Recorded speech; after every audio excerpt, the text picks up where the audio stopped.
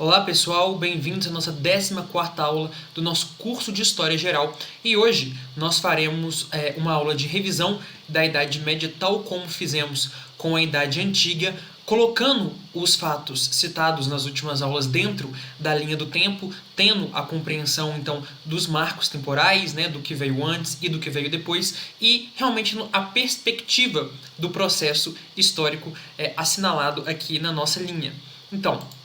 como nós já sabemos, a Idade Média é o período que compreende a queda do Império Romano do Ocidente, em 476 d.C., até a queda do Império Romano do Oriente, em 1453 d.C. Então, uma linha do tempo que perpassa aí quase 1000 anos de história,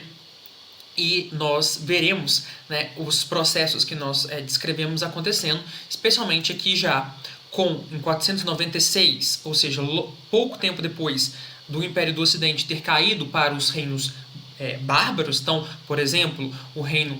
dos francos, o reino dos ostrogodos, dos suevos, dos visigodos, dos saxões, dos vândalos. O primeiro reino a se converter é o reino dos francos, convertido à cristandade quando o rei Clovis se converteu em 496 d.C. Ao Oriente, você tem então esse período também de ascensão do Império Romano Oriental, considerado agora o Império Bizantino pela historiografia, que assume a sua máxima expansão e as suas pretensões imperiais de retomar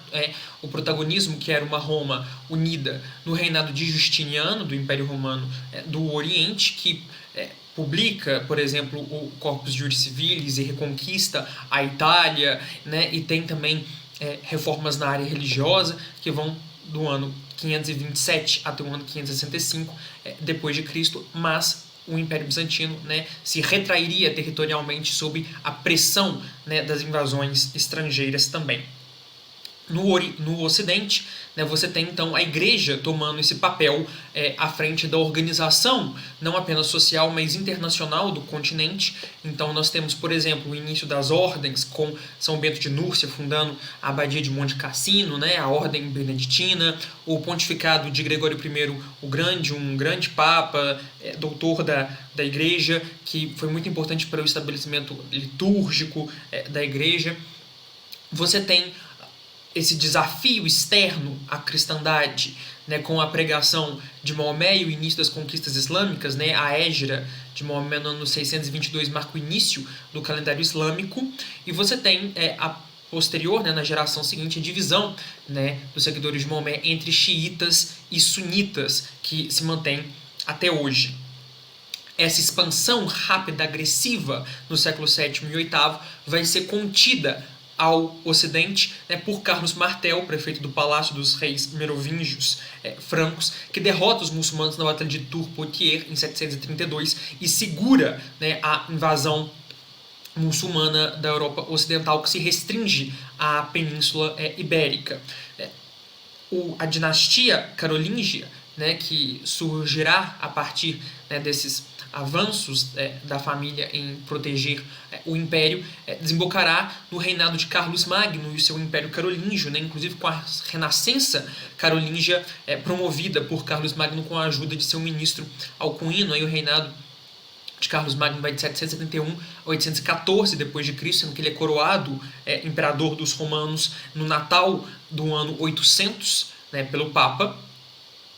Você tem em 793 o saque da ilha de Lindisfarne, que inicia a era viking, que vai durar até a conquista normanda de 1066. Então, os vikings atuando no norte da Europa, navegando, inclusive chegando até o Canadá, saqueando Paris no século IX, um forte confronto entre os vikings pagãos e os cristãos do norte da Europa, até que a Escandinávia também entraria na ordem internacional cristã. Então você tem, após a morte de Carlos Magno e do seu filho, os seus netos, no Tratado de Verdun, dividem o império, e é daqui que nascerá o germe da divisão entre uma França e uma Alemanha, ou um Sacro Império Romano Germânico, proveniente ambos dessa cultura franca. Você tem de 871 até 899 o reinado de Alfredo o Grande de Wessex, que lidera os reinos anglo-saxões contra os vikings e começa a unificação da Inglaterra, que será consolidada, né, pelos seus filhos e netos, até que a dinastia normanda efetivamente conseguiria sacramentar um reino da Inglaterra tal como o conheceríamos a maior parte da sua história. Essa Europa ocidental é uma Europa fragmentada do ponto de vista administrativo, do ponto de vista político. Você tem o reconhecimento de feudos hereditários, ou seja, da hierarquia feudal de sucerania e vassalagem, com uma autonomia muito forte dos senhores feudais no domínio de seus próprios feudos, na gestão administrativa, militar, etc. Um dos movimentos reformadores contra um decaimento também da moral do clero, que pôde ser observado na Idade Média, a fundação da Abadia de Cluny, que foi um desses eventos reformadores, em 910, a Península Ibérica invadida pelos muçulmanos, então o que era o reino dos visigodos e o reino dos suevos, restou apenas ao norte uma resistência cristã, que foi o reino das Astúrias, e é a partir do reino das Astúrias que iniciará um longo processo de 500 anos de reconquista da Península Ibérica pelos cristãos, formando, né, vários reinos, os reinos que posteriormente se fundiriam na Espanha, então Leão, Castela, Navarra, Aragão, e também, a partir de Leão, né, o condado portucalense, que se desenvolveria na sua plenitude no reino de Portugal. Então esse processo que vai de 914 até 1492, até o início da Idade Moderna, já depois do fim da Idade Média, acontecendo na Península Ibérica, enquanto a desintegração do reino carolíngio gera, por um lado, em 962, Otto I coroado como Sacro Imperador Romano Germânico, iniciando uma das dinastias do Sacro Império, enquanto na França a dinastia carolina seria substituída pela dinastia capetinga, né, coração de Hugo Capeto, que seria uma dinastia muito importante para a consolidação da autonomia, da nacionalidade e do poder político real na França, dado a sua sucessão hereditária muito bem sucedida ao longo de diversas gerações. Mas aí você tem, por exemplo, por volta do ano 1000, por exemplo, Leif Erikson desembarcaria com sua tropa viking no Canadá. No início aí do século XI, Canuto o Grande governaria um grande império do Mar do Norte, sendo rei da Inglaterra, da Dinamarca e da Noruega, da Pomerânia sueca. Então você tem aí o último sopro da civilização viking. Em 1054, a visibilidade objetiva da igreja cristã, apesar de já ter alguns grupos desgarrados desde os primeiros concílios, a igreja tinha se mantido unida maior parte do seu tempo, até que finalmente, né, o Oriente ligado ao Império Bizantino e o Ocidente ligado a cada vez mais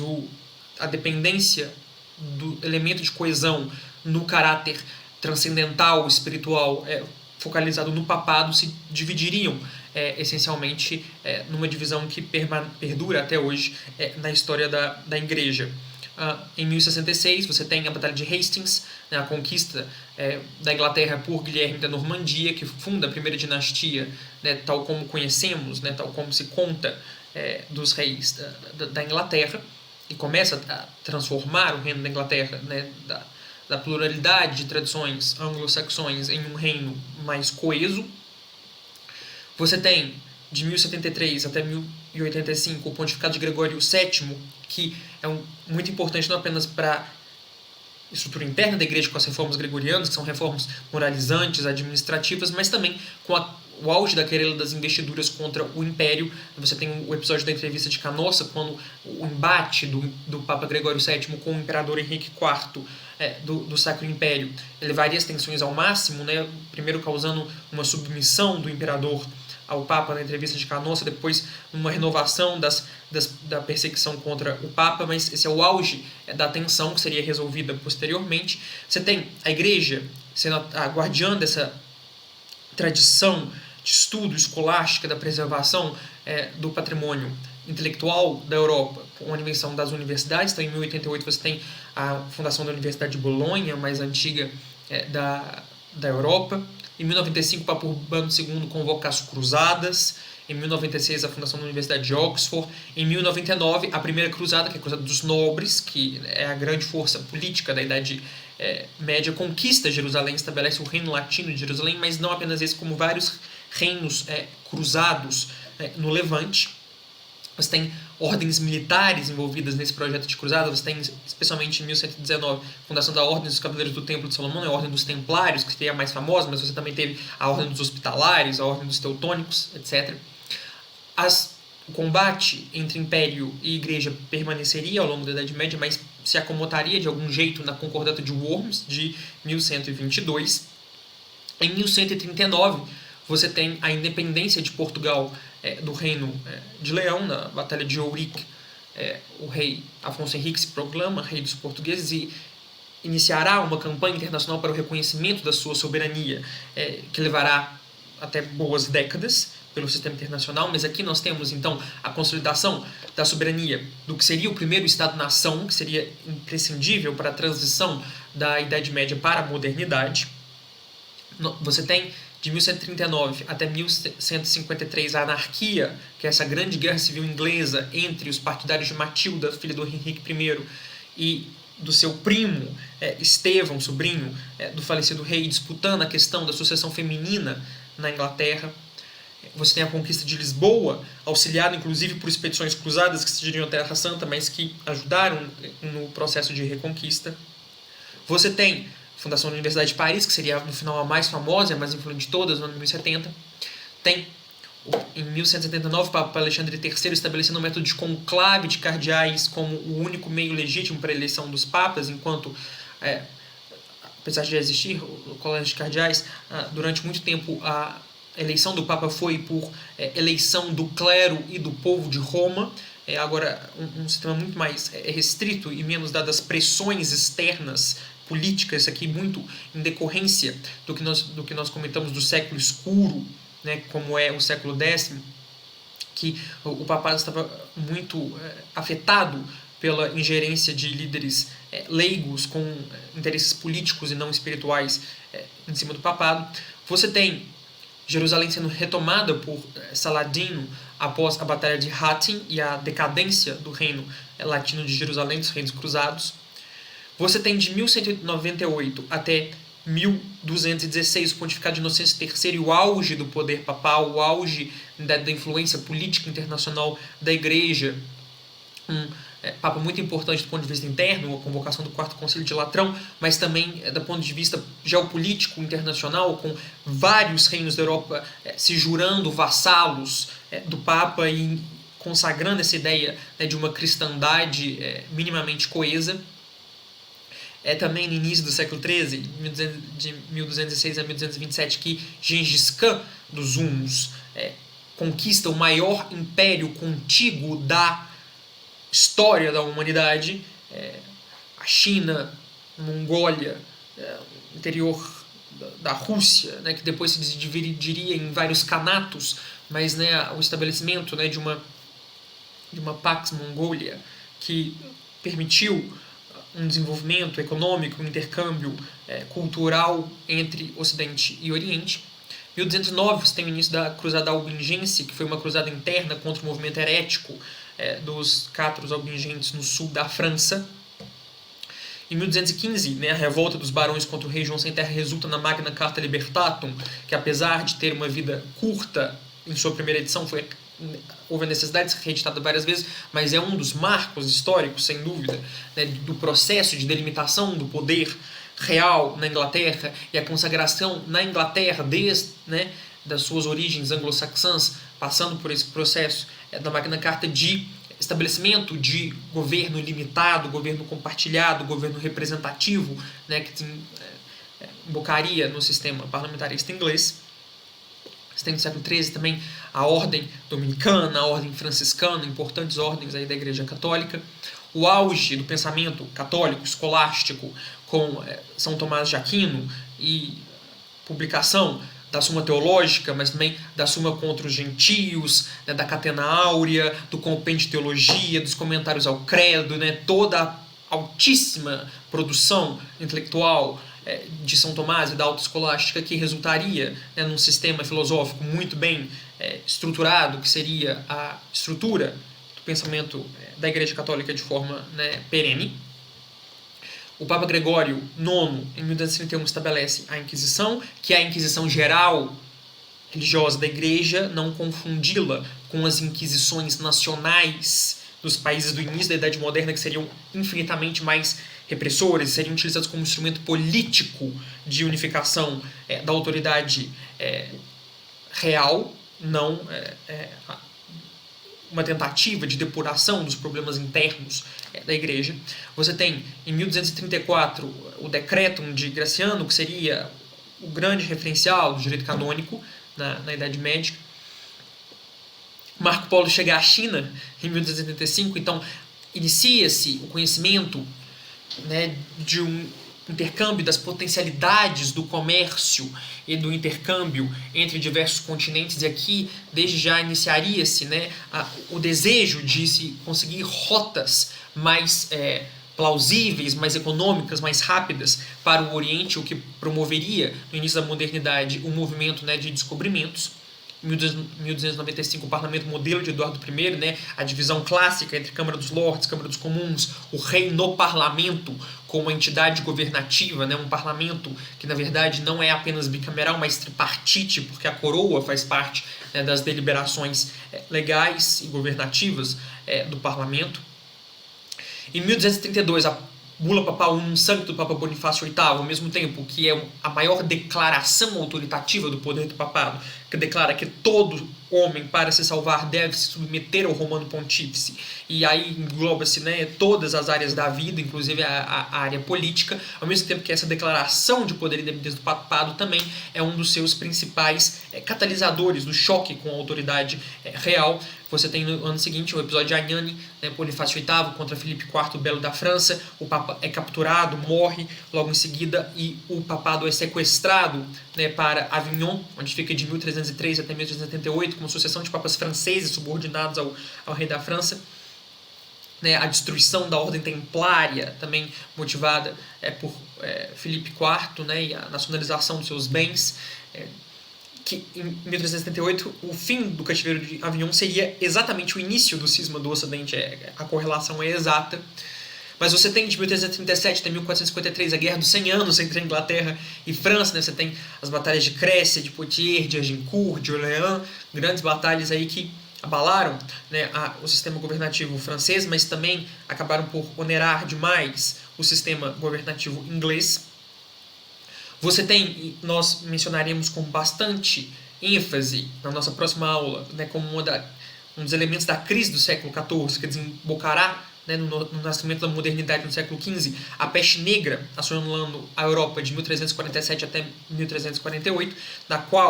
durante a qual 1/3 da Europa inteira pereceu. Imagine, 1/3 da demografia continental morrer no espaço de 2 anos, e os abalos de produção, de subsistência comercial, econômico, político que isso acarreta. Você tem aí a Bula Dourada, consolidando o sistema eleitoral pelo Sacro Império, como nós comentamos. Então, o cisma do Ocidente, então você tem um papado em Roma, em Avignon, posteriormente um papado também sediado em Pisa, que divide a cristandade entre apoiadores de um e apoiadores de outro, e incita, né, essa rivalidade entre inimigos históricos. Em vez de você ter uma autoridade que apazigua os ânimos conflitantes entre os estados e tenta focar, né, todo o esforço continental civilizacional num único vetor de cristandade, na verdade você tem a briga, né, política em torno, inclusive, do papado, que leva que propicia críticas à estrutura da igreja, e você tem os movimentos reformadores. Então, em 1382, Wycliffe, professor de Oxford, é um pré-reformador que traduz a Bíblia, né, para o inglês medieval e funda o movimento Lollardo, que seria importante na história da Inglaterra. Em 1685, a Batalha de Aljubarrota, né, impede a conquista de Portugal por Leão Castelo, né, já unidos, que reivindicariam, após uma crise dinástica, o trono, mas o mestre da Ordem de Avis consegue estabelecer uma dinastia portuguesa independente, que é a segunda dinastia que consagra a independência portuguesa na Batalha de Aljubarrota, e iniciará essa dinastia com a Inglaterra, o Tratado de Windsor, na Aliança Anglo-Lusitana, que é a mais antiga aliança diplomática ainda em vigor no mundo. Os germes do sistema mercantilista, capitalista, proto-capitalista, em certo sentido, que é a fundação do primeiro banco em Gênova, e você teria as repúblicas mercantis muito focadas no comércio, na acumulação de capital, em viagens, em importações na Península Itálica, né? Então você tem Gênova, um grande polo, Pisa, um grande polo, Veneza, um grande polo, né, de prosperidade econômica e mercantil, depois Florença. Então você tem esse desenvolvimento na Itália, que também será um dos catalisadores da modernidade, a conquista de Ceuta, iniciando o movimento de expansão extra-Península Ibérica de Portugal, que, né, chegará aos grandes descobrimentos, inclusive Ceuta, tendo a participação do infante Dom Henrique, que seria muito importante nesse processo. Então, o Concílio de Constança, em 1415, né, encerra definitivamente o cisma do Ocidente, né, elegendo um Papa Uno, reconhecido por todos, e condenando os pré-reformadores, o que, por um lado, tentaria resolver os problemas religiosos do final da Idade Média, mas, por outro lado, fortaleceria o conciliarismo e a ideia, né, de que a Igreja dispersa pelo mundo, quando reunida, conseguiria dar conta dos problemas da Igreja com maior efetividade do que o papado, o que seria um problema para os papas posteriormente, e, enfim, esse Império Bizantino lá de trás, que vem sendo progressivamente acossado pelas invasões, não resiste. Em 1453 ocorre a queda de Constantinopla e do Império Bizantino para os turcos otomanos, encerrando a Idade Média no mesmo ano em que se encerra a Guerra dos 100 Anos no Ocidente. Então, esses são os principais fatos, colocamos aí uma revisão que coloca em linha perspectiva, e nós, a partir desses últimos fatos, entenderemos a crise, né, da Idade Média e o desenvolvimento pleno da modernidade e da Idade Moderna. Então, espero que tenham gostado. Se gostaram, curtam o vídeo, inscrevam no canal e nos vemos na nossa próxima aula, já iniciando a pergunta em busca da modernidade. Aguardo vocês.